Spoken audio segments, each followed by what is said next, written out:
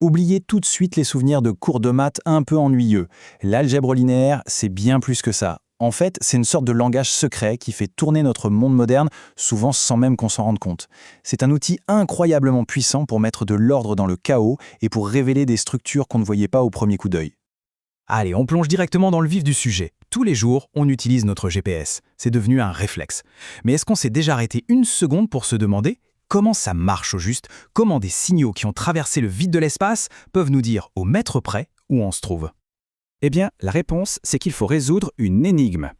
Imaginez que chaque satellite nous envoie une bribe d'informations.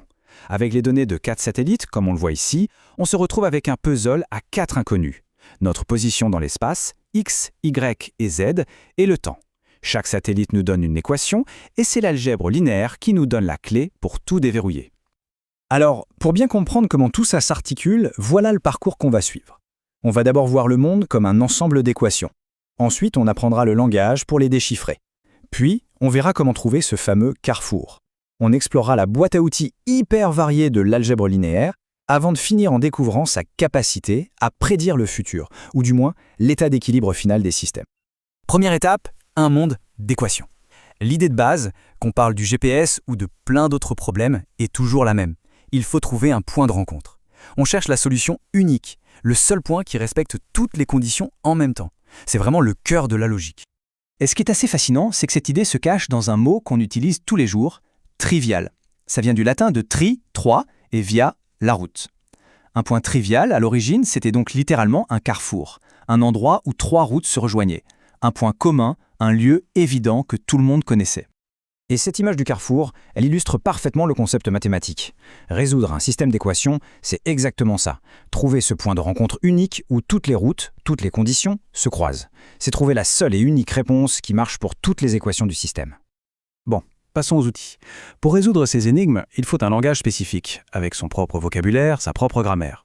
Et les 2 briques de base de ce langage, ce sont les vecteurs et les matrices. On commence avec le vecteur. Oubliez l'image d'une simple flèche. Un vecteur, c'est avant tout un ensemble d'instructions. Ce qui compte, c'est 2 choses, une direction et une longueur, une magnitude. Ces 2 infos, ensemble, nous disent précisément comment aller d'un point A à un point B. Pour que ce soit encore plus clair, imaginez le vecteur 3, 2. C'est juste une instruction toute simple qui dit « déplace-toi de 3 unités vers la droite et ensuite de 2 unités vers le haut ». Voilà, c'est tout. C'est une instruction de déplacement. L'autre brique de base, c'est la matrice. La meilleure façon de se la représenter, c'est de penser à un tableur, comme Excel, mais pour l'algèbre. C'est un tableau de nombres organisé en lignes et en colonnes, et c'est fait pour stocker et manipuler plein d'infos de manière hyper structurée. Prenez un exemple tout bête, une liste de courses. Une matrice permet d'organiser ça parfaitement. Qui achète quoi et en quelle quantité? C'est propre, c'est clair et c'est prêt pour faire des calculs. La première ligne, c'est pour Anne. La deuxième, c'est pour Berthe. Simple. Ok, maintenant qu'on a le vocabulaire, les vecteurs, les matrices, on peut s'attaquer au vrai travail. On va voir comment on utilise ces outils pour résoudre nos inconnus et enfin trouver ce fameux point de rencontre. Il faut vraiment voir un système d'équations comme un ensemble de règles du jeu, des contraintes. Le résoudre, c'est ni plus ni moins comme finir un puzzle. Il n'y a qu'une seule configuration finale, une seule pièce qui s'emboîte partout et qui respecte toutes les règles en même temps. Et la méthode pour y arriver est au fond super élégante. Ça se passe en 3 étapes. 1. On organise toutes les données du problème dans une matrice. 2. On applique des opérations logiques pour simplifier cette matrice ligne par ligne jusqu'à obtenir une forme très épurée. Et 3. À la fin, la solution unique apparaît comme par magie et on n'a plus qu'à la lire. Allez, on passe maintenant à la partie peut-être la plus impressionnante. Parce que cette méthode, ce n'est pas juste un exercice de maths. Elle est au cœur d'une quantité incroyable d'applications concrètes, parfois totalement surprenantes, qui façonnent notre monde. Ce langage mathématique, il n'est pas que dans notre GPS. Loin de là. On le retrouve partout.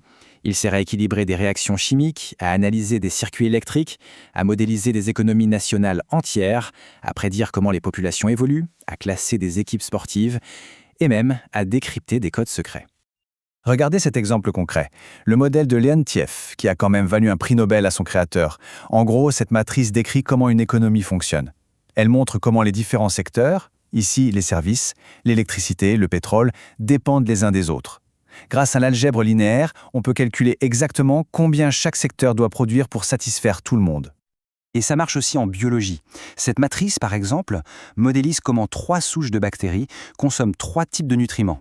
En résolvant le système, les biologistes peuvent savoir très précisément combien de bactéries de chaque souche peuvent vivre ensemble en utilisant toutes les ressources disponibles, sans qu'il y ait de gaspillage.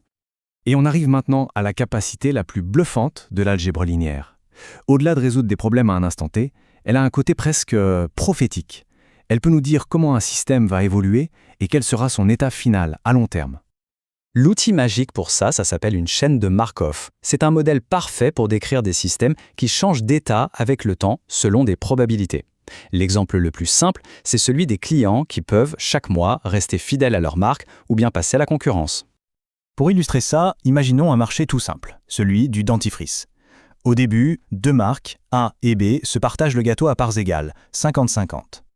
Mais évidemment, les choses bougent. Chaque année, un certain pourcentage des clients de A va chez B et inversement. Après quelques temps, on voit que le marché a déjà commencé à changer. Ici, la marque B est en train de gagner du terrain. Et c'est là que la magie opère. Peu importe la situation de départ, si on laisse le système tourner assez longtemps, il va forcément converger vers un point d'équilibre, un état stable. À ce moment-là, les parts de marché ne bougent plus parce que le nombre de clients qui partent d'une marque est exactement égal au nombre de clients qui arrivent. Ici, c'est 40% pour A, 60% pour B. Et le plus fou, c'est que l'algèbre linéaire nous permet de calculer cet état final dès le premier jour. Tout ça me fait penser à cette magnifique citation d'Anne Tyler « Le monde était rempli d'équations. Il doit y avoir une réponse à tout, si seulement on savait comment poser les questions. » Finalement, l'algèbre linéaire, c'est bien plus qu'un outil de calcul. C'est l'art de poser les bonnes questions, de traduire les problèmes du monde dans un langage structuré pour, au bout du compte, en révéler les réponses cachées.